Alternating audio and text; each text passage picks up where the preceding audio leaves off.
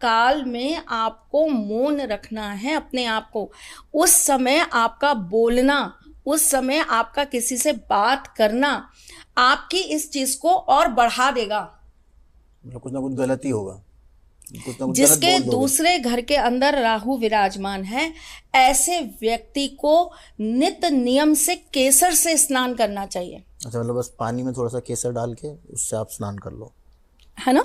ऐसे व्यक्ति को कभी भी अपने आप को गंदा नहीं रखना है। अच्छा, साफ सुथरा रहिए। दिन में अगर हो सकता है 2 बार नहीं 3 बार स्नान करिए। बिल्कुल। आपके साथ में धूल, मिट्टी, पसीना नहीं होना चाहिए आपकी बॉडी पे। अच्छा, क्लीनलीनेस का बहुत ख्याल रखना है। बहुत ज्यादा ध्यान रखना चाहिए। दूसरे घर में अगर राहु विराजमान है तो ऐसे व्यक्ति को शिव जी के साथ साथ माँ दुर्गा का भी पूजन नित्य नियम से करना चाहिए, क्योंकि शक्ति वहीं से मिलेगी। दूसरे घर का राहु एक बहुत बड़ी चीज और करता है, व्यक्ति को बहुत जल्दी डाउन भी कर देता है। बोला ना केतु का ट्रांजिट है। बिल्कुल। तो और फिर थर्ड हाउस में अगर राहु है तो? थर्ड हाउस में राहु क्या है जी, ऐसा बंदा ना बहुत ज्यादा ऑब्सेस्ड होता है अपनी क्वालिटीज, अपने अंदर की जो उसके कलाएं है ना उसको लेके। अच्छा। तो ऐसे करने से वो बहुत सोच समझ के अपने एफर्ट्स लगाता है, सोचता बहुत है यहाँ लगाऊंगा क्योंकि मेरी मेहनत है। आपको तो पता है मैं मेहनत करता हूँ तो बड़ी डीप करता हूँ, तो मैं मेहनत बड़ी सोच समझ के करूंगा। और इस बेचारे के साथ थोड़ी सी कभी कभी ऐसा भी हो जाता है कि जहां ये एक ट्रैक पे मेहनत कर रहा होता है, सडनली कोई ऑब्स्टेकल आ जाता है। अच्छा। और वो काम बंद हो जाता है। ये पराक्रम तो करना चाहते हैं बट रास्ता ही नहीं मिलता, कहाँ करें। अच्छा, ये चीज। दूसरा, कंफ्यूजन की हम बात कर रहे थे शुरू में, बिल्कुल। डिसीजन नहीं लेना, हमेशा 2 जगहों में जाके कंफ्यूज हो जाना। Third house Rahu. अच्छा। क्यों? थर्ड हाउस आपका सबकॉन्शियस माइंड होता है, छोटा दिमाग जिसको बोलते हैं। हाँ बिल्कुल। तो वहां पर ही कंफ्यूजन रहेगी तो वो कॉन्शियस माइंड को कुछ थ्रो ही नहीं कर पाता। तो ऐसा बंदा कंफ्यूज रहता है। ये बहुत अच्छे डिसीजन टेकर नहीं होते, लेकिन इनको अगर आप कोई डिसीजन टेकर दे दे तो ये काम बहुत बढ़िया करेंगे। बट जैसे मैंने बताया, सोचते बहुत है, हमारे एफर्ट्स हमारे ये, और इनको वाहवाहियत भी चाहिए कि हमारे कर्मों पे वाहवाहियत करो कि यार यू आर बेस्ट, तुम बहुत अच्छा काम करते हो। अगर काम नहीं करना लेकिन उसकी वाहवाही जरूर चाहिए। नहीं, ऐसा नहीं कि काम नहीं करना, काम भी करते हैं, लेकिन वाहवाहियत देते रहो समय टू समय कि तुम बहुत अच्छा करते हो। एप्रिसिएशन बहुत चाहिए। अच्छा, और हम इसके लिए क्या करें? सबसे पहले जैसे अभय ने बोला, ऐसे लोगों को अपना सिर हमेशा ढक के रखना चाहिए। अच्छा, जिनके थर्ड हाउस में राहु है, सिर हमेशा ढका होना चाहिए। आप टोपी पहन के रहिए, या आप दिन में कम से कम 1 घंटा, खास करके तब जब सूर्य अपनी पूर्ण तपन पर हो। अच्छा, जैसे कि 11, 11:30 बजे, आपको उस समय 1 घंटा अपने सिर को बांध के रखना चाहिए कपड़े से, ताकि वो हीट ना लगे और ज्यादा। वैसे ही वो एक प्रॉपर टाइम है आपकी कॉन्शियसनेस को आपको सही बिल्ड करने का। ओके। ऐसा इंसान कभी भी लो नहीं जाएगा अगर वो ये कार्य करेगा तो। अच्छा। रात में ज्यादा जागना नहीं चाहिए। ओके। टाइम पे सोइए, टाइम पर उठिए। मैनेजमेंट ऐसे लोगों के लिए बहुत जरूरी है, बहुत ज्यादा जरूरी है। 4 लौंग एक दिए के अंदर डाल के मंगलवार के दिन और शनिवार के दिन हनुमान जी के मंदिर में चमेली के तेल का दीपक जरूर जलाना चाहिए। आप कंफ्यूज नहीं होंगे। अच्छा, डिसीजन मेकिंग आ जाएगी आपकी। आपको कोई ना, देखिए खुद में तो आएगी नहीं, लेकिन आपको कोई सही व्यक्ति मिल जाएगा जो आपको गाइड कर देगा। थर्ड हाउस के राहु को कभी भी एस्ट्रोलॉजर नहीं ढूंढना चाहिए। मैं अगेन फिर वही बात कह रही हूं, उसको एक अच्छा हीलर ढूंढना चाहिए जो उससे बात करे, कम्युनिकेशन करे, उसको बात बात पर उसको समझाए कि भाई आपको अब ये नहीं करना, ये चीज ऐसे नहीं करनी, ये डिसीजन ऐसे नहीं लेना, अभी आपको इस टाइम के लिए रुक जाना है। मतलब आपके पास कोई ऐसा होना चाहिए जो आपको सही समय पर सही राय दे सके, थोड़ा सा राह दिखा सके। उसका रीजन क्यों इन्होंने ऐसा बोला? हाँ। क्योंकि थर्ड हाउस में है ना, तो ऐसे जातक के पास कभी भी कोई प्रॉब्लम आती है ना, तो उसके पास उसकी स्ट्रेंथ नहीं होती है उसको फेस करने की। और अब एस्ट्रोलॉजर क्या करेगा? प्रॉब्लम्स की लिस्ट गिना देते हैं, उससे उनको लगता है कि यार अब मुर्गी फंस गई वो बेचारा वैसे ही टूट जाएगा, और बल्कि दिमाग उसका और भ्रमित हो जाएगा।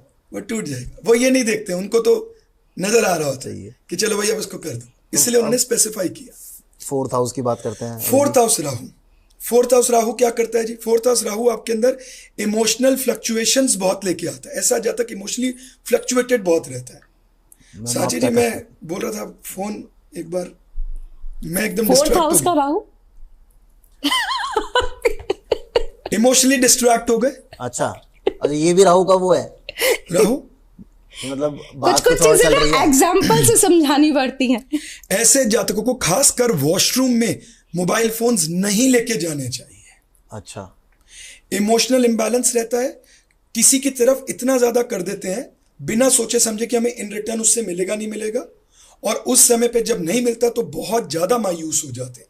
अच्छा, ऐसे घर के अंदर जिसका 4th हाउस करा हुआ है, वास्तु दोष होता ही होता है। और घर के जो फीमेल्स होती हैं जिसकी पदवी बढ़ती रहेगी, उनकी मेंटल स्टेबिलिटी लैक करती रहेगी, ओवर स्ट्रेस्ड रहेंगी और बहुत छोटी छोटी प्रॉब्लम्स को बहुत बड़ा बना के देखेंगी।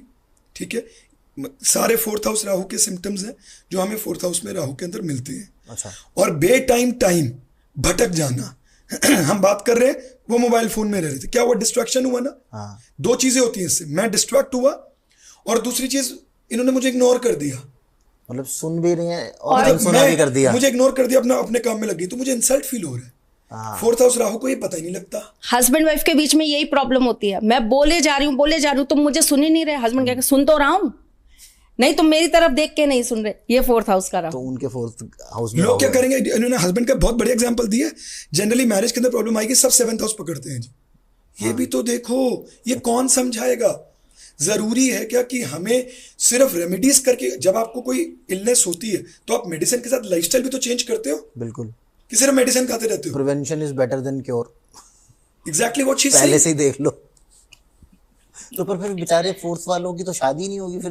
नहीं, शादी तो होती है, शादी क्यों नहीं होती, शादी तो होती है, लेकिन ये जो लोग होते हैं ना, ये अपनी जिंदगी में ज्यादा रहना पसंद करते हैं। ये एक्चुअली दूसरे के इमोशंस को समझ नहीं पाते हैं। अच्छा, ये मेन बात है, अच्छा, समझ नहीं पाते हैं। ऐसा नहीं है इनके अंदर इमोशंस नहीं है या फीलिंग्स नहीं है या ये कुछ कर नहीं सकते, नहीं, ये अपने अनुसार कार्य करना पसंद करते हैं, अपने अनुसार चलेंगे। हमारा मन है तो हम अभी मोबाइल में लगे हैं, फलाना काम करना है, आधे घंटे बाद चलेंगे ना, पहले मैं कुछ कर रहा हूँ, क्या कर रहे हो, रील्स देख रहे हैं भाई, थोड़ा सा अपना ज्यादा वो एंटरटेनमेंट चाहिए, एक लेमैन अपना लैंग्वेज में रिलैक्सेस बताऊं चाहिए। आपको राहु 4th हाउस का सिम्टम, एक लेमैन लैंग्वेज में कैसे पता लगेगा? कैसे? जॉब के अंदर या किसी भी जगह पे, अब देखो आप ये प्रिडिक्शन कर देना हमारे लिए, आप भी सीख रहे हो साथ साथ, तो 4th house Rahu layman language में हम कैसे पहचानेंगे? कैसे? तो आप प्रिडिक्शन करोगे हमारे लिए कि हमारा है कि नहीं जी। ऐसे जातकों को डेजिग्नेशन, कुर्सी की भूख बहुत होती है। अच्छा, जॉब में होंगे तो जॉब चेंज मन में लगा रहेगा, क्यों? हमें हायर पोजीशन पे जाना है, हमें वो डेजिग्नेशन चाहिए। अभी मसा आए, तुम्हें साल नहीं हुआ नौकरी में, तुम्हें डेजिग्नेशन ऊपर वाली चाहिए। किसी भी जगह पे जाएंगे, अगर अपने कोई बच्चा अपने फादर के प्रोफेशन को ज्वाइन कर रहा है तो उसे वो कंट्रोल चाहिए जो उसके पापा का है। मैं आपको एक एग्जांपल देता हूं इस पे।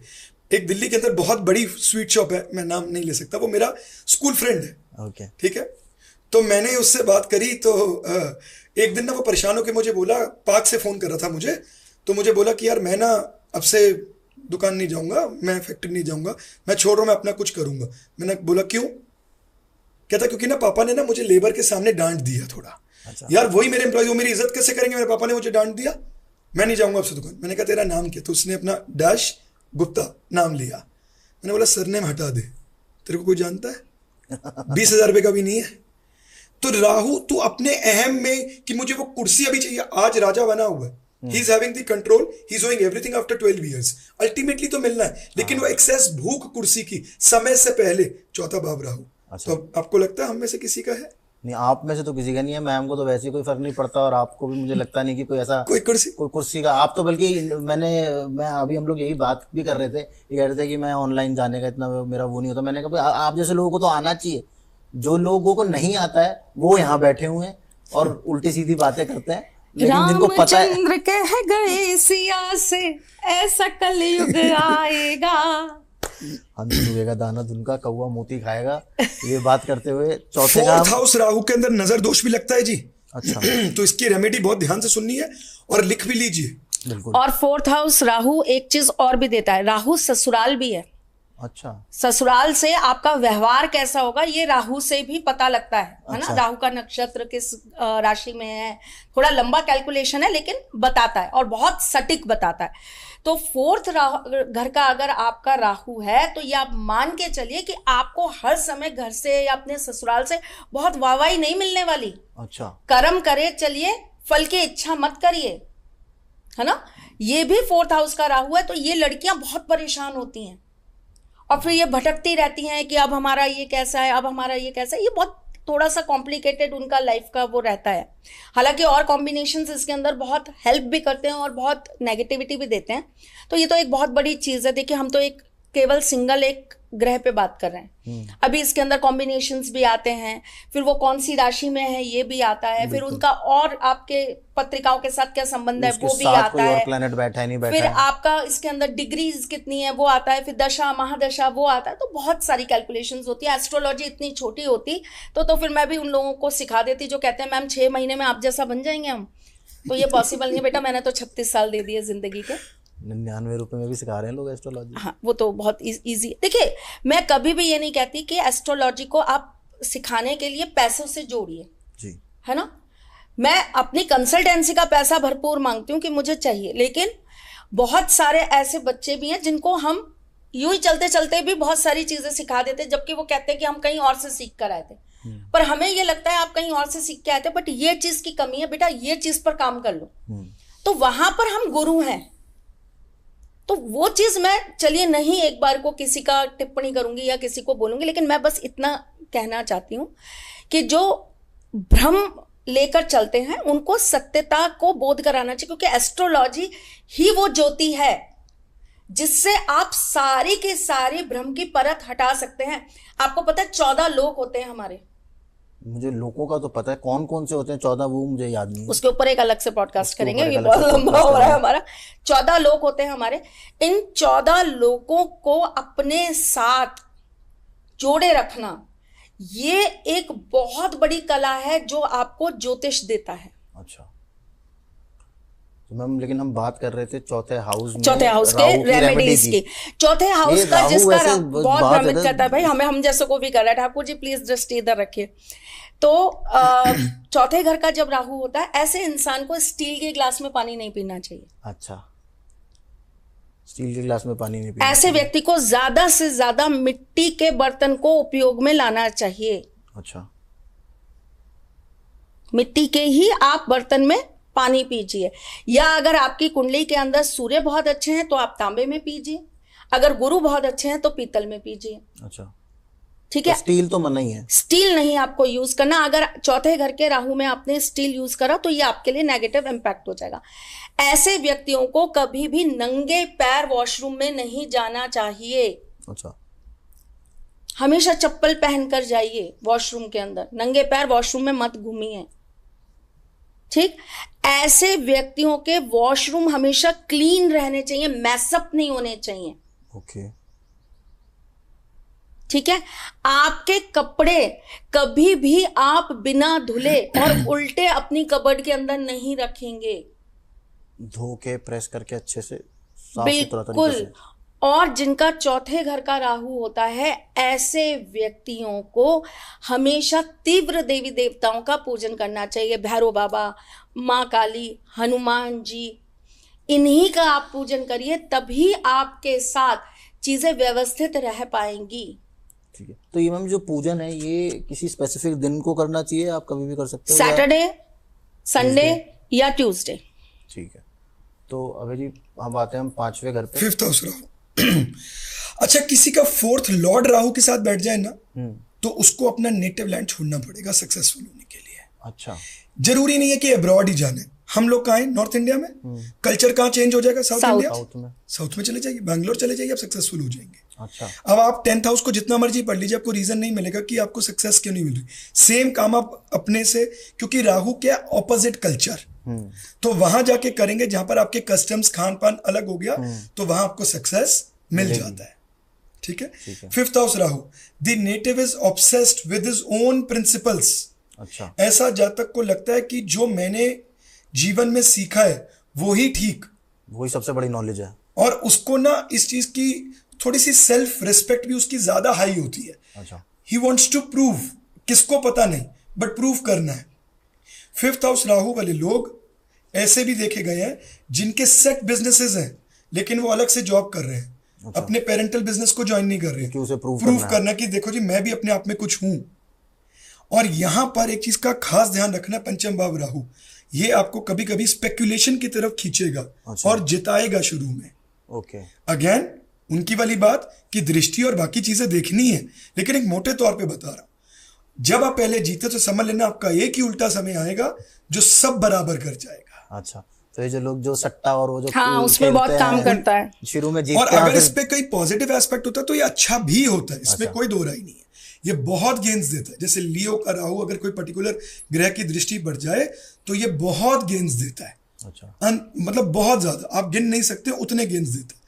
उसके लिए वो काम आ सकता है, वो 20 लाख से 20 करोड़